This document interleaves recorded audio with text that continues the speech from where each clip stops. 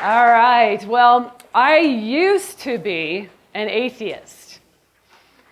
Some people have a hard time believing me when I say that. And I think it may have to do a little bit with my name, Mary Jo. You start making some assumptions when they hear my name. And then they find out that I live in Texas. And that, oh, thank you. And the assumptions start to ramp up, right? Mary Jo, Texas. If they dig a little bit more, they find out I'm Baptist. And then just the assumptions go crazy, right?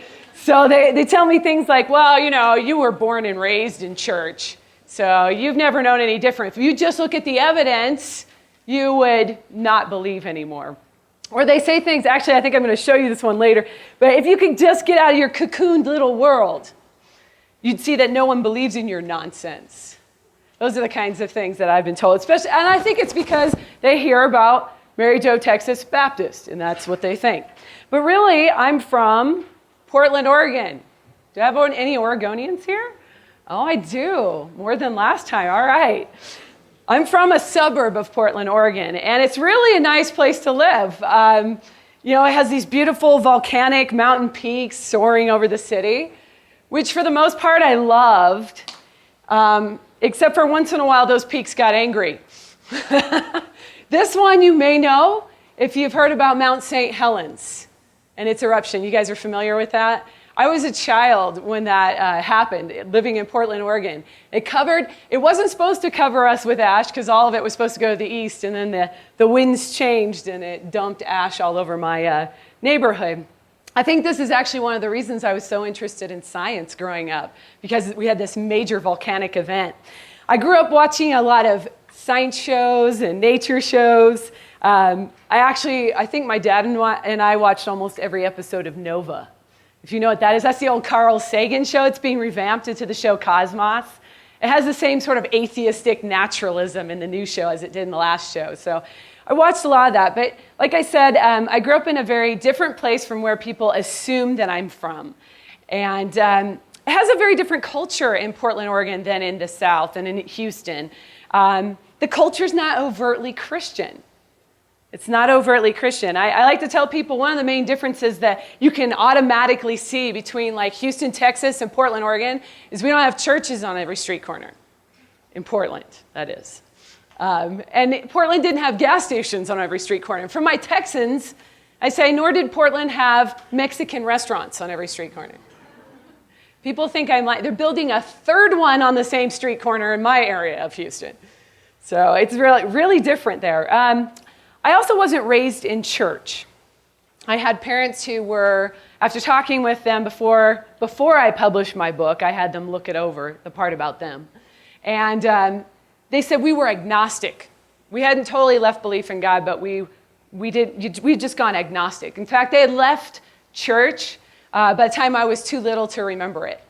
So I wasn't raised in the church, and I was raised in a part of the world, like I said, it's very different from where I live now. Just for an example, that distance there is like going from England to Turkey. It's a long ways away. And it's very, like I said, very culturally not Christian, especially when I was growing up. So where did I get my view of Christianity as this child of agnostic parents who didn't go to church? I got my view of Christianity from TV and the movies. You can tell that's a good place to get it, right? And it was horrible in the 80s and 90s. There was a movie, I don't know if any of you know this movie, I'd be super impressed, this trilogy called Oh God. It had, nobody. There's nobody shaking their head. Not going to help you with that one. John Denver and George Burns were in this movie, and George Burns played God. And God was a cigar-smoking old man. And he'd pop in and out of John Denver's life and create trouble for him, basically. So this is my view of Christianity is developing by what I see on TV, because I don't have any upbringing in it. And then in Portland, and generally the feel I get from Oregon, it's not all of Oregon, but just generally the feel I'm getting is religion is a private matter. You don't talk about it necessarily. It's not as overt as it is in the South, where everybody knows a pastor, or their daddy was a pastor, or their uncle was a pastor, or somebody goes to church that you know, and somebody's wearing a Jesus t-shirt with a cross. And in fact, the Texas women like to put blingy crosses on their purses, right? They're like this big, and they're all rhinestones. So, so it's just very different. You wouldn't see that so much in Oregon. So I had what I would call my view of Christianity growing up, it was very shallow. It was very shallow, what I thought of the Christian faith. I didn't understand church. The only time I had gone to church was when a boyfriend asked me to go with him because he couldn't date me unless I went to church with him. So I went, and I slept through most of the sermons, and I thought those were nice people, but it wasn't for me. I didn't see why I would need God or need that. And I had a general distrust of church because of what I saw on TV. Not only did I see movies like the Oh God trilogy, but I saw scandals, like the Jim and Tammy Faye Baker scandal. It was all over television in the 80s. And that was very impressionable on me as a child. I thought, here's what the church does. It takes your money and uses it dishonestly. So these people are giving their money to dishonest people. I didn't trust the church. Now, my upbringing did include a lot of culture and arts. My parents both loved plays, symphonies, music, ballet, opera. We went to all of that stuff. In fact, I was a band nerd growing up. Total band nerd. I played saxophone just like my dad. I still do. Still play saxophone. So I did have a background steeped in culture and science, just not in Christianity. Now, like I said, I was a band nerd. There's a reason that that's important, and that's because of this guy.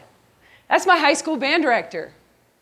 My high school band director had a burden for me, and my senior year of high school, he had been very close to my family over the years. Both my sister and I were in band, so he'd known us. She's 5 years older than me, so he had us around for a really long time. And he had a burden for me my senior year. He said, Mary Jo, I have a gift for you. A going away gift. So he gave me a conducting baton. So if you are a band person, you know what I'm talking about. They hold it in their hand. They use it to conduct the symphony. He gave me the conducting baton that he used to win the state band competition with for the first time ever. So it was really important to me because he knew I was going to go off and I was going into music education at college. So he knew that was important. And then he gave me the first Bible that I read all the way through. He gave me an NIV one-year Bible. And I took that Bible and I started to read it. See, I really respected this man a lot. I wanted to be a band director just like him. I wanted to teach students music and the joy that it brought me because I had great examples. So I took that Bible from him and I read it all the way through. This man had never, well, let me say it this way. Not only was he very burdened for me, he was very worried about sharing his faith with me because we were in a school district where that was definitely not okay. And in fact, he now gives talks. He's a college professor in Oregon.